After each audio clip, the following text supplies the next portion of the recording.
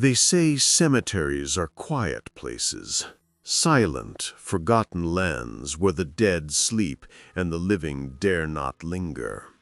But the truth is far different. Cemeteries breathe, they whisper, and sometimes, when you least expect it, they watch you back. After weeks of searching desperately for work, I finally found a job, though it wasn't the kind of work anyone would choose willingly. Out of financial necessity, I accepted a position as a night watchman at an old cemetery. At first, I told myself it was just another job, unpleasant perhaps, but harmless. I had no idea that I was stepping into a world where shadows had memories and silence was never truly empty.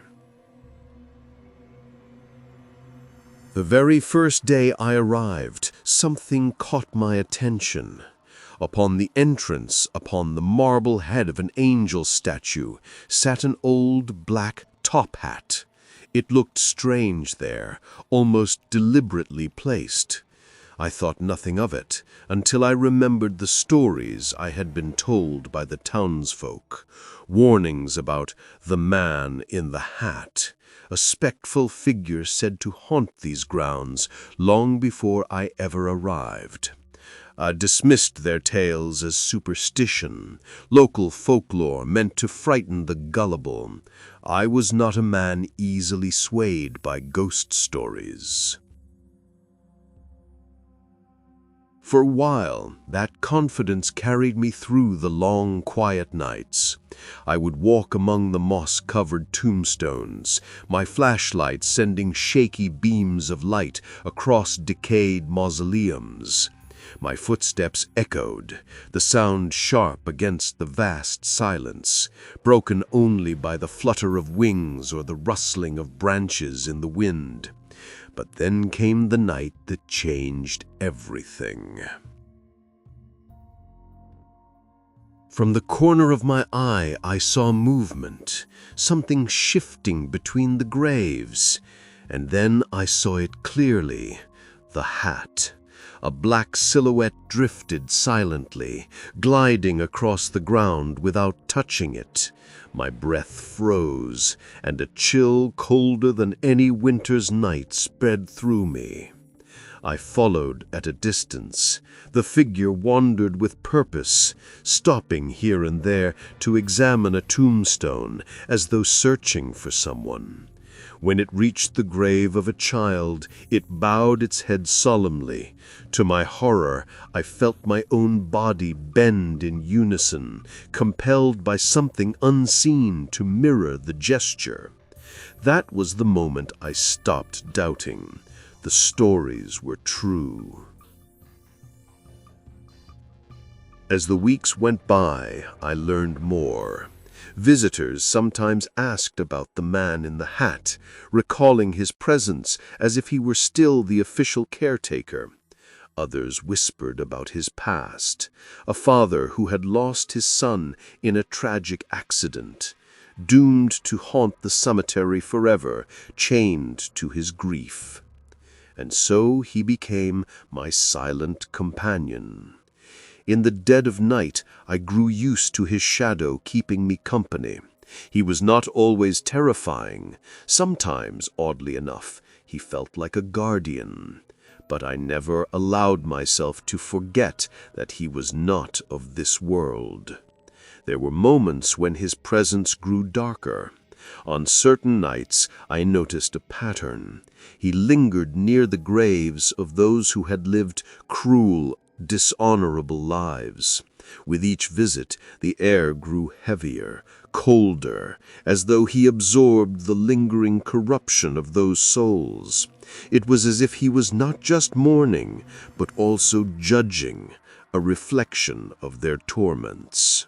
One night, under a swollen full moon, I saw him more clearly than ever before. There was no face beneath the brim of his hat, only pure darkness.